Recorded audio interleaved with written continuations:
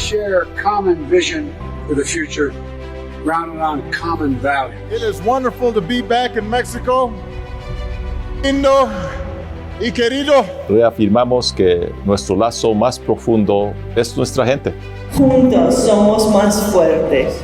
Migrantes mexicanos nos dicen, nosotros nos salimos de México, pero México nunca se sale de nuestro corazón. Hay voluntad para mantener buenas relaciones.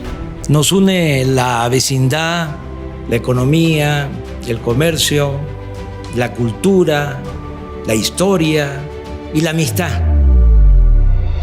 Bienvenido a Voces Sin Fronteras, el podcast de la Embajada de Estados Unidos en México, en el que conocerás a personas que hacen de México y Estados Unidos socios, vecinos y amigos.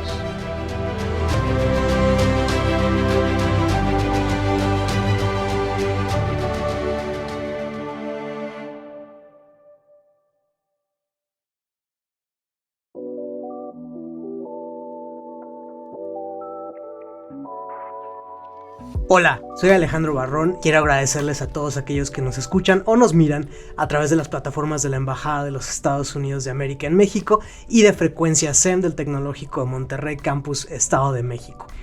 El día de hoy estoy muy honrado de platicar con alguien a quien no solamente considero un gran colega, sino un apreciable amigo, Carlos Guízar, el asesor de comunicación estratégica del embajador de los Estados Unidos de América en México, Ken Salazar. ¿Cómo estás, Carlos? Muy bien, Alex, qué gusto saludarte y saludar a todas y a todos los que nos escuchan y nos ven. Cuéntanos, Carlos, ¿cómo fue que llegaste a trabajar en la embajada? Por muchos años me dediqué a temas de comunicación política, principalmente enfocado en discurso, pero la relación con la embajada se dio hace muchos años. En 2012 me invitaron al programa de liderazgo de visitantes líderes internacionales, el IBLP en inglés, que es un programa que es el programa élite del Departamento de Estado, en donde invitan a distintos liderazgos jóvenes para precisamente tener ese vínculo con estas personas. Y es un contacto muy personal. Estuvimos 15 días en Estados Unidos y fue bastante interesante porque visitamos Washington, Nueva York, Denver, Iowa y distintas ciudades por allá. ¿Sabes algo, Carlos? Tu trabajo me parece muy interesante y es un trabajo que no existe en muchas embajadas del mundo, el tener realmente a un asesor de comunicación estratégica que trabaje de la mano del embajador. Tú viajas mucho dentro de las giras del embajador. Cuéntanos qué habilidades requiere una persona para poder ocupar un puesto como el tuyo. Primero, naturalmente tener cierta capacitación en eso es importante, es esencial, pero yo creo que uno de los primeros requisitos que necesitas es tener empatía y darte cuenta que lo que tú estás escribiendo no lo escribes para ti o no lo estás desarrollando para ti, porque ese es un error muy común, pensar de que lo que tú escribes es para ti y en la forma en la que tú lo dices, y es lo contrario. Lo primero que tienes que hacer es ponerte en los zapatos de la otra persona para quien escribes y ya de ahí empezar a desarrollar basado en sus ideas. Porque eso es lo importante, que lo que tú escribes son sus ideas y en la forma en la que él o ella lo van a decir. Entonces yo creo que esa es una de las bases más importantes y naturalmente prepararte para poder establecer ciertas técnicas o ciertas formas en las que es mejor comunicar para que le llegue mejor a las personas y que pueda haber ese diálogo, porque a fin de cuentas escribir un discurso, por ejemplo, es un diálogo entre quien dice el discurso y quienes lo reciben. Es una habilidad de cierta manera diferente a la que tú ya tenías, porque además del trabajo que realizas actualmente, tú has sido publicado en libros y en columnas. Pero dinos un poco acerca de esa experiencia. ¿Para qué medios escribiste? ¿Cuáles eran los temas que más manejabas? ¿Y cómo se traslada también esa experiencia previa a lo que realizas actualmente? Es muy interesante ahorita lo que dices porque, por ejemplo, empecé escribiendo artículos académicos. Yo estudié la maestría en Alemania, estudié políticas públicas allá y empecé precisamente en la revista de la universidad, que se repartía en distintas partes del mundo e iba principalmente enfocado a gente en gobierno, política y sector privado. Entonces, pues a fin de cuentas empiezas escribiendo artículos académicos que las oraciones son más largas, que necesitas una forma de redactar distinta. Después, por ejemplo, escribí casi 4 años en Milenio, Era una columna semanal que en esa me enfoqué en muchos temas.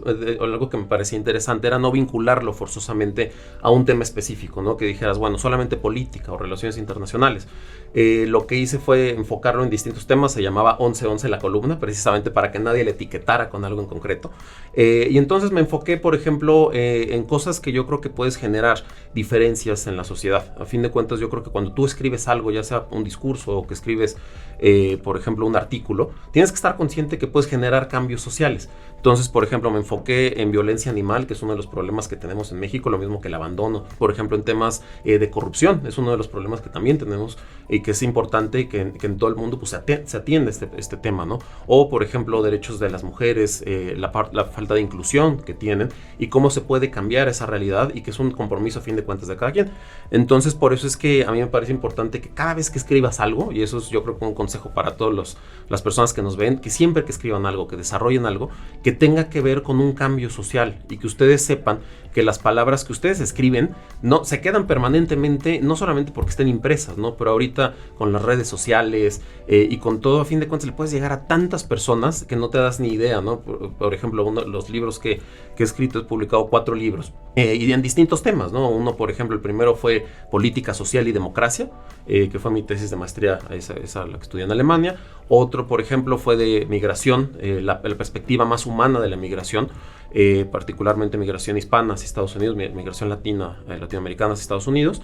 El tercero es un manual de discurso político en el que te va guiando por las distintas etapas de cómo se escribe un discurso, desde la investigación hasta el lenguaje corporal, por ejemplo, ¿no? O las microexpresiones, porque lo que comentábamos hace ratito, en realidad tú cuando te comunicas con la audiencia es un diálogo, aunque parezca que es un monólogo, en realidad no, porque tú tienes que ver si las personas, por ejemplo, si se hacen para adelante, quiere decir que estás hablando muy, muy bajito, si se hacen para atrás, que estás gritando, o por ejemplo, ciertas reacciones que tiene la gente, entonces es un diálogo y tú el discurso lo vas cambiando, ¿no?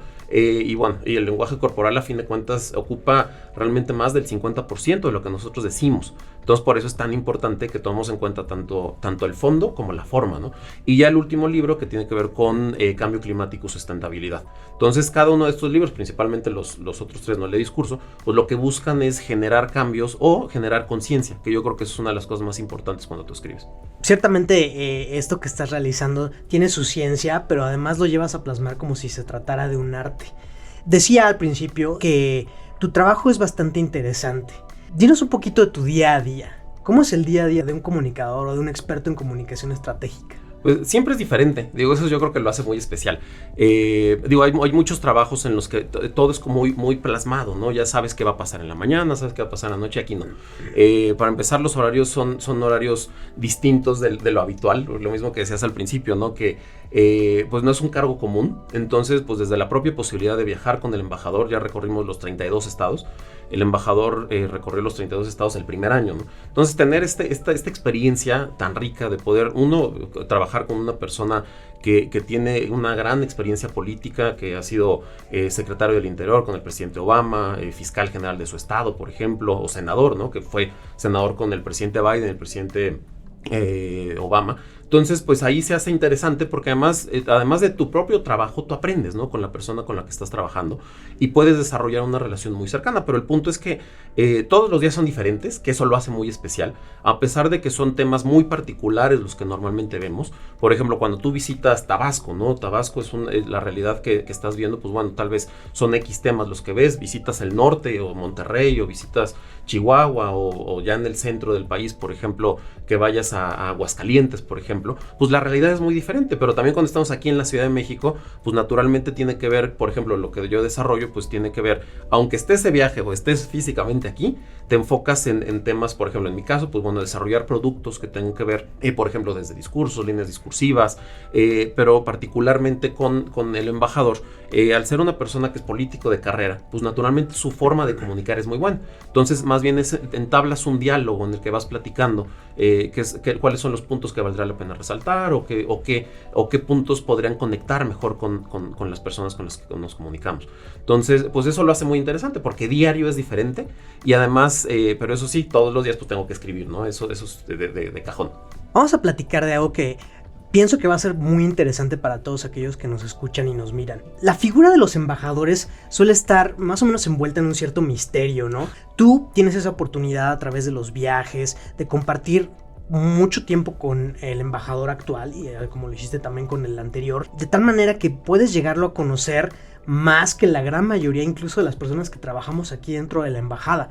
¿Cómo es viajar con él? ¿Cómo es trabajar con él de manera tan cercana, pero también conocer la faceta personal? Sí, fíjate que yo creo que la primera experiencia que tuve con él cuando lo conocí, lo recibí en el aeropuerto junto con otras personas de nuestro equipo. Ahí estábamos, platiqué con él tantito, pero realmente la primera conversación que tuvimos fue cuando le pregunté, oiga, pues ¿cómo va a querer que sea la comunicación? ¿Qué es lo que busca? Y me dijo, yo lo que busco son cambios que transformen la relación, que sean cambios duraderos y sobre todo cambios que le sirvan a los dos países, a las dos naciones. Entonces eso me gustó muchísimo porque conoces desde el inicio una faceta totalmente personal y cuáles son sus expectativas. O sea, más allá de grandes temas o logros, es lo que dijo, lo que quiero es transformar la realidad para que nuestras dos naciones vivan mejor y se conozcan más. Entonces eso te dice mucho, ¿no? De la persona, que es una persona que se preocupa por los demás y que además, pues bueno, está muy consciente, y eso es lo más importante, es que en todo este tiempo, en más de 2 años, ha sido la misma base, ¿no? Entonces la misma brújula ha estado presente. Entonces pues eso naturalmente pues ayuda a que uno, bueno, que sepas hacia dónde vamos. Porque también para tú poder escribir algo es muy complicado si la persona está cambie. En cambio, en el caso del embajador Salazar, pues es una persona muy constante y que tiene muy claro hacia dónde quiere ir, ¿no? Entonces ese liderazgo que tiene pues nos permite ir de una manera muy clara y que entonces no te estás desviando, sabes hacia dónde vas y que cuál es la distancia y cuál es la meta, ¿no? Entonces eso pues nos ayuda muchísimo, y a mí en particular con mi trabajo, porque pues ya sé en ciertos temas cuáles son sus opiniones concretas, y además es una persona de valores arraigados. Entonces pues eso permite saber hacia dónde vamos, ¿no? Y de conocerlo, pues a fin de cuentas conoces una persona mucho más humana de lo que se ve, una persona muy simpática, la verdad es muy chistoso, es muy ocurrente, y que además pues bueno, es siempre cercano a todos, ¿no? Es una persona que tú llegas, platicas y te está escuchando, ¿no? Seas quien seas. Entonces pues eso hace el trato muy agradable y que estás muy contento. Yo en mi caso pues estoy muy contento y muy orgulloso con lo que estamos haciendo. Esos aspectos como la calidez de una persona o el sentido del humor incluso, son algunos reflejos de la personalidad que quizás no podemos ver acerca de una persona que ostenta un cargo público como un embajador. ¿Podrías contarnos alguna anécdota de algún viaje, algo que te llame la atención? Fíjate, hay varias historias, ¿no? Una que se me quedó muy grabada, de hecho fue los primeros días que estuvo aquí en México cuando llegó. Se encontró un grupo de estudiantes, él quiso visitar distintos lugares en la Ciudad de México al día siguiente de que estuvo aquí, de que llegó.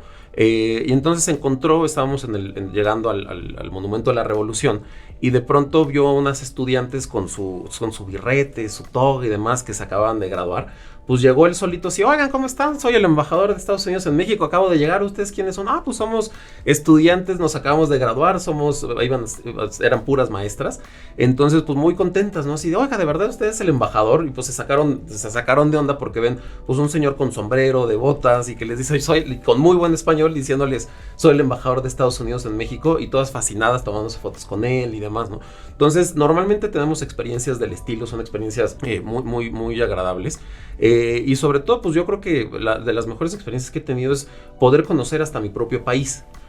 Porque digo, por mucho que quieras es muy complicado recorrerlo, y pues naturalmente viajando con él en los 32 estados, pues conoces una realidad muy diferente, ¿no? A fin de cuentas conoces, por ejemplo, ya todo el sureste de México, ya lo ha recorrido varias veces. Por ejemplo, hemos recorrido toda la frontera con Estados Unidos. Entonces eso lo hace muy especial, ¿no? Conocer lugares que tal vez tú por ti mismo tal vez no irías, y sobre todo yo creo que te sorprenden, y yo creo que eso es algo que he podido ver, que te puede sorprender de tantas cosas que puedes ver. Entonces es muy difícil como decir esta experiencia, ¿no? Esa me acuerdo mucho porque fue de las primeras, pero siempre pasa algo, ¿no? O por ejemplo, cuando vino el exsecretario Kerry, que ahora es asesor para temas de medio ambiente, el enviado del presidente para temas de medio ambiente, y cuando estuvimos, por ejemplo, que visitamos Palenque, ¿no?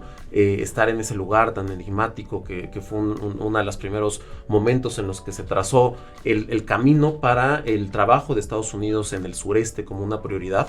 Entonces pues fue muy interesante, ¿no? Son experiencias, unas muy gratificantes, otras muy interesantes, pero que sí te dejan algo todo el tiempo, ¿no? Oye, Carlos, este año sin duda va a ser muy importante para la relación bilateral, dado que ocurre algo que sucede cada 12 años entre México y Estados Unidos, que coincide el periodo de elecciones presidenciales. En 2024 se elegirá un nuevo presidente de los Estados Unidos y se elegirá también un nuevo presidente o presidenta de México. ¿Cómo vislumbras este año en cuanto a lo que respecta a tu trabajo? ¿Vas a viajar mucho? ¿Hay muchísimas actividades? ¿Qué es lo que tienes en puerta? Pues fíjate que yo creo que algo que ha sido muy concreto el embajador es que quiere que nuestras dos naciones se conozcan mejor. Que en Estados Unidos conozcan mucho más a los mexicanos, quiénes somos, qué hacemos, todas las contribuciones que surgen para ya toda América del Norte por la parte de México, pero que también los mexicanos conozcamos a Estados Unidos. En general es un trabajo que pues vamos a seguir haciendo, como fue el año pasado con la celebración del bicentenario de relaciones diplomáticas México-Estados Unidos. Pues eso fue un momento muy bueno para que nuestras dos naciones se conocieran mejor. Con el Festival Cervantino es la primera vez que México invita a Estados Unidos como país invitado de honor en 50 años, ¿no? Y que te habla del momento específico que viven nuestros países, un momento de cooperación que resalta en todo, y que pues naturalmente la cultura es una base, ¿no? En lo que se está generando bastante. Y bueno, ahí por ejemplo pues fue muy interesante ver que precisamente la diplomacia deportiva estuvo presente en el Cervantino, ¿no? Al principio pues dijeron, bueno, es que cultura es más bien pintura, o es danza, o es música, pero a fin de cuentas la cultura estadounidense tiene mucho que ver con el deporte. El fútbol americano, por ejemplo, pues refleja muchos de los valores, de las costumbres del propio país y de las comunidades específicas, ¿no? A veces que el estadio de fútbol americano colegial es mucho más grande que el estadio profesional de la NFL, ¿no? Entonces, pues por ejemplo, fue ahí muy interesante ver cómo los jóvenes estaban jugando tochito bandera, ¿no? Entonces, a fin de cuentas, vimos que la cultura sí une a nuestros países, pero también el deporte, ¿no? Entonces, pues continuar con todas esas actividades y una básica que tiene que ver con diplomacia pública también que desarrolla el embajador es el tema de los intercambios educativos. Es curioso ver cómo países, por ejemplo Corea, ¿no? Que está del otro lado del mundo, que tiene menos población que México, se manda el doble de estudiantes a Estados Unidos en comparación de nosotros como México, ¿no? Entonces, una de las prioridades del embajador, porque él dice, bueno, yo creo en el poder transformador de la educación, pero también en la forma en la que esta educación genera vínculos y los fortalece entre nuestras naciones. Una de las prioridades de él, pues, es continuar con este programa que se llama Bicentennial 200, que le demanda que 200,000 estudiantes mexicanos puedan estudiar en Estados Unidos eventualmente. Entonces es algo que nunca se había hecho, pero que se vuelve muy interesante porque te das cuenta que sí, efectivamente estamos conectados con la economía, con el comercio, con tantos factores que son muy públicos, ¿no? Pero que a fin de cuentas el lazo más fuerte entre nuestros países son las personas. Entonces, precisamente una parte importante del trabajo es fortalecer esos vínculos entre las personas. Tocas aspectos sumamente importantes. Creo que gran parte de la labor que nosotros realizamos es romper esos paradigmas y sobre todo esos estereotipos que tenemos de uno y de otro lado de la frontera acerca del otro país. Ahora trabajas para el gobierno de Estados Unidos, pero también has tenido experiencia trabajando para el gobierno de México en diferentes niveles. ¿Me podrás platicar un poquito a mí y a todos los escuchas acerca de tu experiencia trabajando para el gobierno mexicano y de ahí hablar un poquito acerca de las diferencias y las similitudes que tiene uno y otro gobierno? Sí, claro. Fíjate, digo, en mi caso estuve en distintas áreas. Por ejemplo, una muy específica, la última, pues yo soy de Naucalpan, un municipio en el Estado de México. Pues bueno, ahí fue el último cargo público que tuve, y pues precisamente ahí tiene que ver una parte muy importante, ¿no? Que es el contacto con el ciudadano. Yo creo que una de las cosas básicas de cualquier gobierno es el contacto con el ciudadano, y más el gobierno que es el más cercano al ciudadano, que es el gobierno municipal. Entonces, pues bueno, ahí tú ves diferencias, ¿no? La forma de trabajar siempre es diferente, ¿no? Creo que en general, bueno, la experiencia, te cuento un poquito más, también estuve vinculado en temas internacionales, por ejemplo, cuando también trabajando en la Cámara de Diputados, que fue mi primer trabajo en temas políticos o públicos, por ejemplo, me tocó, bueno, participé como parte de la delegación de México en la ONU. Fue una experiencia extraordinaria. O por ejemplo, pues en algún momento también estuve en la Embajada de México en China, particularmente para una visita de Estado. Entonces, y además me tocaron las Olimpiadas, entonces pues fue un periodo muy interesante, ¿no?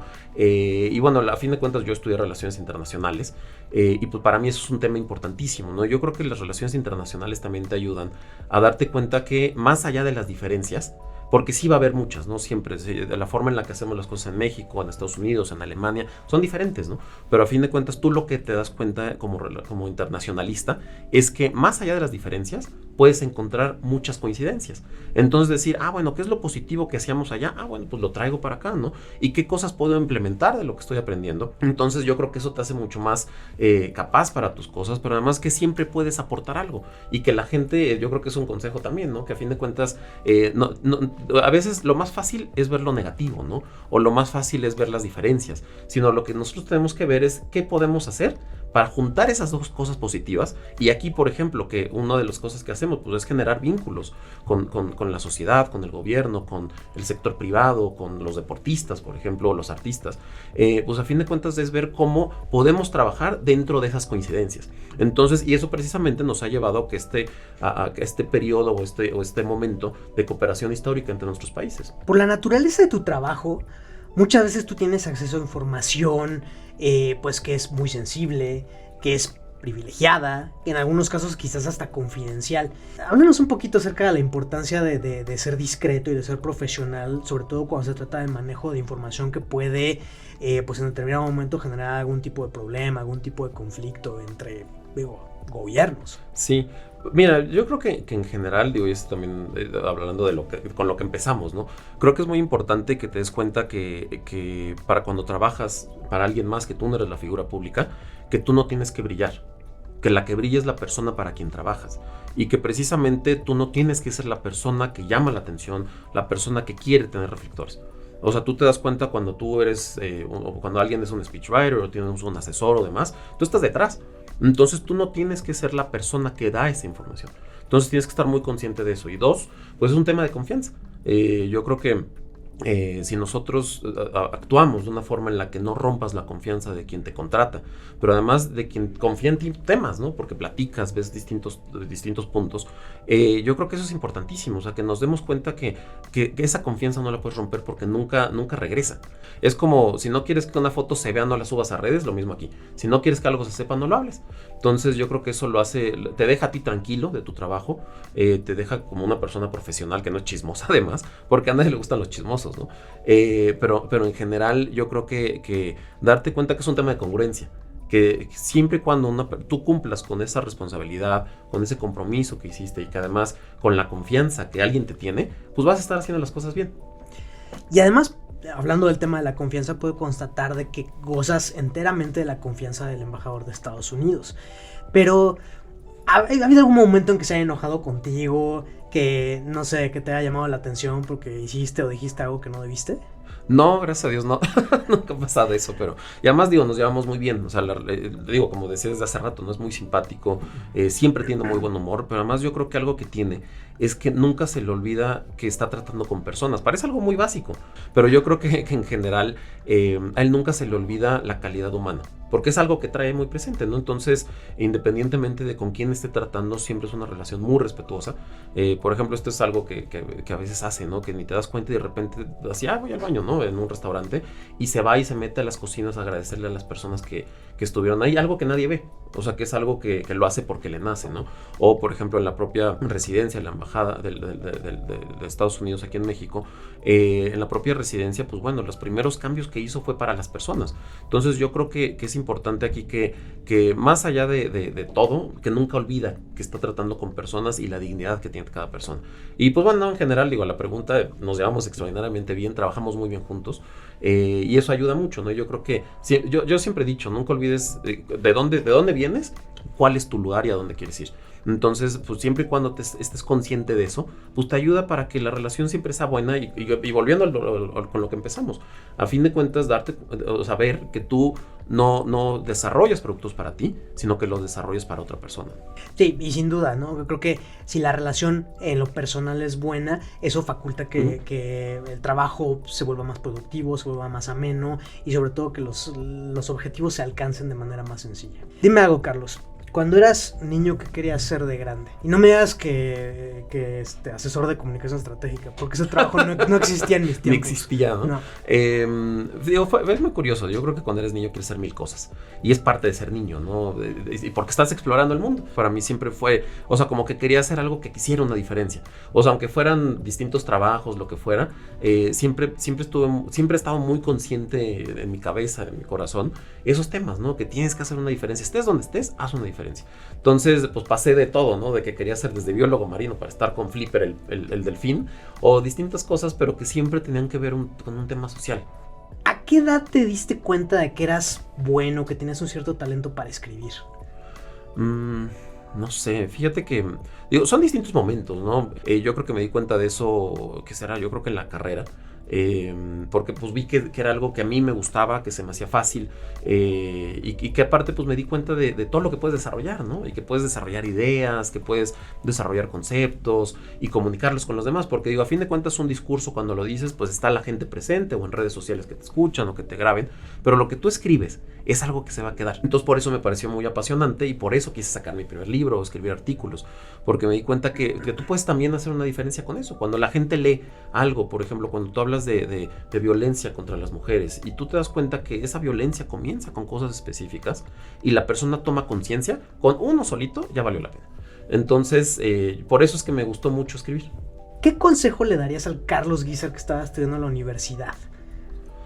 Pues yo creo que, fíjate, una vez, hablando de las experiencias otra vez con el embajador, ¿no? Una vez estábamos en un consulado de Estados Unidos en el norte, en Matamoros. Llegó y de repente es como de, órale Carlos, cuenta algo, ¿no? Y me dijo, dales un consejo. Yo hice el mismo consejo que les daría a ellos, ¿no? Y a ellas, a los estudiantes. Yo creo que siempre va a haber algo que nos cueste trabajo, ¿no? Aunque te guste lo que haces, aunque ames lo que haces. A fin de cuentas, siempre, pues naturalmente, despertarte a las 5 de la mañana para tomar un vuelo 6:30 y después regresar ese mismo día a 11 de la noche, 12 de la noche, pues físicamente, naturalmente, te cansa, ¿no? Pero, o sea, aunque te emocione lo que haces, pues físicamente, ¿no? Pero yo creo que uno de los consejos, y son los mismos que compartí ese día, es no dejarte sorprender y nunca olvidarte de dónde saliste. Y lo digo en el mejor de las formas, ¿no? Porque y les decía, ¿no? Y es el mismo consejo que les digo. Nunca se les olvide que a fin de cuentas ustedes tenían muchos sueños, ¿no? Nunca perder esos sueños, nunca dejarse de sorprender. Y les digo por qué. O sea, yo me acuerdo, por ejemplo, si alguien me hubiera dicho a los 19 años, vas a tener 15 minutos o 10 minutos con el embajador de Estados Unidos, pero vas a ir el domingo a las 10 de la noche, hubiera estado emocionado viernes, sábado y domingo todo el día, ¿no? Y hubiera ido súper emocionado, estaría fascinado, ¿no? O sea, 10 minutos con el embajador de Estados Unidos. Y yo lo sigo viendo así, o sea, me sigue dando la misma emoción que cuando era chico. Y es eso, ¿no? No dejarte sorprender, que no te dejen de llamar la atención estas cosas, porque a fin de cuentas, si haces lo que te apasiona, pues a fin de cuentas no te pesa, ¿no? Y yo creo que eso es lo importante, o sea, nunca olvides, y por eso es de dónde vienes, ¿no? ¿Cómo empezaste, no? Que no te acostumbres a que tienes acceso a esto. Y porque si algo aprendes en política, es que a fin de cuentas tú te vas a ir. Y que todo lo que tú estás viviendo ahorita no va a volver a darse. A diferencia, por ejemplo, de una empresa, o de una organización, o de otros lugares, cuando tú estás en gobierno, en política, en cuestiones públicas, tienes que acordarte que va a durar y que tiene un fin muy específico. Bueno, un final, ¿no? No un fin. Bueno, hay un fin también, pero un fin, un momento en el que va a terminar. Entonces, aprovechar cada instante. Y eso es para todo, ¿no? O sea, eso de carpe diem, yo sí lo creo. O sea, y no por una parte así la sociedad de los poetas muertos, o lo que tú quieras, ¿no? Pero a fin de cuentas, yo creo que sí es algo importante que nunca olvides con esos sueños, ¿no? Esos sueños que te trajeron a donde estás. Entonces, en general, yo creo que es eso, ¿no? No dejarse de sorprender, no dejar de soñar y también nunca olvidarte de dónde saliste y a dónde quieres ir. Totalmente de acuerdo, y creo que son muy buenos consejos no solo para el Carlos Guízar de la edad universitaria, sino para todos aquellos estudiantes que a lo mejor no tienen tan claro todavía a qué se van a dedicar el resto de sus vidas o cuál va a ser su trayectoria profesional, ¿no? Pero sin duda el encontrar algo que te apasione va a ser una gran diferencia. Y además también el valorar dónde te encuentras, ¿no? Apreciar tu trabajo, tener pues sobre todo esa capacidad de sentirte feliz, de sentirte pues honrado acerca del trabajo que estás realizando, puede hacer una gran diferencia. Te agradezco, Carlos, por tu tiempo, por la seriedad y por el profesionalismo con el que te desempeñas día con día. Gracias. Y por supuesto con tu amistad, ¿no? Amigo, con la cual valoro muchísimo. Yo también. Y quiero agradecerles nuevamente a Frecuencia SEM y al Tecnológico de Monterrey Campus Estado de México por su valiosa colaboración en este proyecto. Hasta la próxima.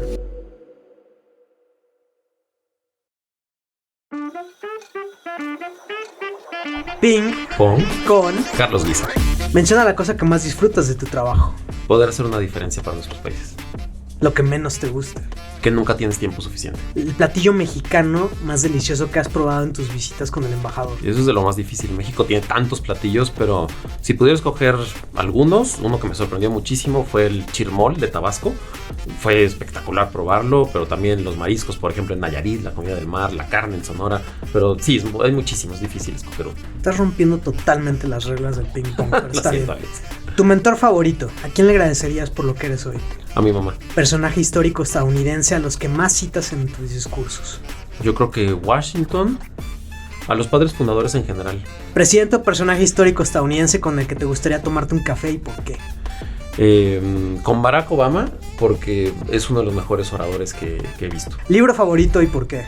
La silla del águila, de Carlos Fuentes, porque refleja mucha de la realidad del país. Tu frase motivacional favorita. Puedes cambiar las estrellas. No te pierdas los próximos episodios de Voces sin Fronteras. Búscanos en plataformas digitales, en Facebook como Embajada de Estados Unidos en México y en Instagram o Twitter como @US Embassy Mex.